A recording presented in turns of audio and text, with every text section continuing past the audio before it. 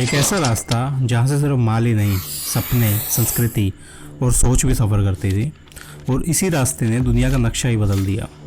ये था silk route. पर क्या आप जानते हो कि इसका असली मैजिक क्या था? देखो, जो चीज़ें थी आपकी वहीं से स्टार्ट हुई थी। जो आपका सिल्क रूट है एक एंशिएंट ट्रेड नेटवर्क था जो ईस्ट एशिया से लेकर यूरोप तक फैला हुआ था। ये सिर्फ एक रोड नहीं, एक पूरा नेटवर्क था, लैंड और सी दोनों का।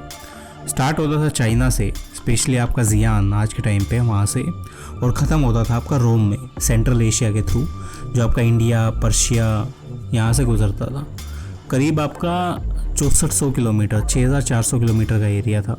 और इस रूट का नाम सिल्क रोड इसलिए पड़ा था क्योंकि सबसे पॉपुलर कम्युनिटी थी यहाँ पे चाइनीज़ सिल्क। और इसी रास्ते पे सिर्फ सिल्क नहीं, spices, jewels, glass, horses, even ideas और रिलीजियंस, सारी चीज़ें सफ़र करते थे।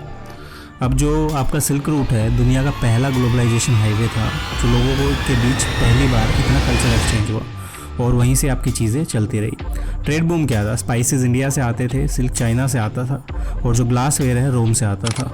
रिलीजियस ट्रैवल किस तरह था? बुद्धिज़्म थे आपका, इंडिया से चाइना में, जापान में गए थे। आइडिया स्प्रेड हुए थे यहीं से, साइंस, एस्ट्रोनॉमी, मेडिसन, आर्किटेक्चर, सारी चीज़ें। लैंग्वेज आपकी मर्ज हुई, पर्शियन, अरेबिक, संस्कृत इन्फ्लुएंस, सारी चीज़ें थी। सिल्क रूट ने पहली बार दुनिया को एक दूसरे से कनेक्ट किया, और हर एक सिविलाइजेशन ने एक दूसरे से सीखा, कुछ दिया। यहीं से आपकी चीज़ें चलती रही। पर यह सफ़र आसान नहीं था। रास्ते में तलकामन डेजर्ट, जो आपका स्क्रोचिंग सैंड्स की तरह आपका था, और जो पामीर माउंटेन्स थे जो बर्फ़ से आपके ढके रहते थे पासेस में, और डाकू और पायरेट्स का खौफ। डेजर्ट्स में तूफ़ान आते थे, डाकू का अटैक होते थे, और काफ़ी बड़े से डेडली रूट्स थे। फिर भी मर्चेंट, मोंग्स और एक्सप्लोरर्स ने रिस्क लिया, क्योंकि सिल्क रूट का रिवॉर्ड था वेल्थ, फेम और डिस्कवरी। कई मशहूर लोग सिल्क रूट के सफ़र पे निकले, जिन्होंने दुनिया को एक नई तरीके से देखना सिखाया।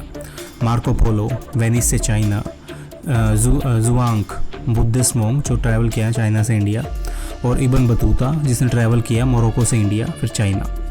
इन लोगों ने अपने सफ़र की कहानियों को वेस्ट से ईस्ट को मिलाया, और 15वीं सेंचुरी के बाद सिल्क रूट धीरे धीरे खो गया।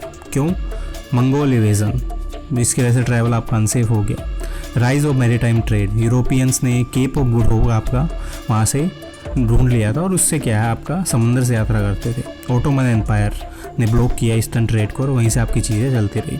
सिल्क रूट बंद ज़रूर हो गया, लेकिन उसका लेगेसी है, आज भी ज़िंदा है। और जो आज चाइना का बेल्ट एंड रोड इनिशिएटिव है, एक नया सिल्क रोड बनाने की कोशिश में है। लेकिन असली सिल्क रूट ने हमें ये दिखाया था कि जब लोग जुड़ते हैं तो दुनिया आगे बढ़ती है। आपके इंटरकनेक्शंस बढ़े, फाउंडेशन ऑफ ग्लोबल इकोनॉमी हुई, और symbol of share human history, एक साथ बेसिकली आपकी हिस्ट्री है उसको देखने का आपका नज़रिया बदला। सिल्क रूट ने ये भी सिखाया कि प्रोग्रेस सिर्फ इन्वेंशन से नहीं है, ये बेसिकली आपकी कनेक्शन से भी होती है, और यहीं से आपकी सारी चीज़ें हैं चलती रहती हैं। सिल्क रूट का एक धागे ने जो सिलसिला शुरू किया था उसमें दुनिया को घेरा, और आपका पैगाम दिया इस चीज़ का कि हम एक दूसरे से जुड़े हैं, और बस ज़रूरत है उस कनेक्शन को समझने की। और सिल्क रूट इसका सबसे बड़ा एग्जांपल था, क्योंकि अगर आज सिल्क रूट होता तो ना तो ब्रिटिशर्स का इन्वेजन होता इंडिया में, ना बेसिकली आपके दूसरे लोग आते, यूरोपियंस आते इंडिया में, ना इंडिया गुलाम होता। क्योंकि सिल्क रूट आपकी प्रोस्पेरिटी इतनी लेके आता था, लोगों के पास पैसा इतना था, और अगर Cape of Good Hope discover हुआ ही नहीं होता तो लोगों को इंडिया मिलता ही नहीं, वास्को डी गामा इधर आता ही नहीं, और ये जो चीज़ें हैं आपकी पुरानी कल्चर के हिसाब से चलती रहती, और इंडिया आज भी एक प्रॉस्पर इकोनॉमी होता कंपेयर टू जो अंग्रेज़ यहाँ से लूट के ले गए हैं वो चीज़। तो आप सिल्क रूट के बारे में क्या सोचते हैं?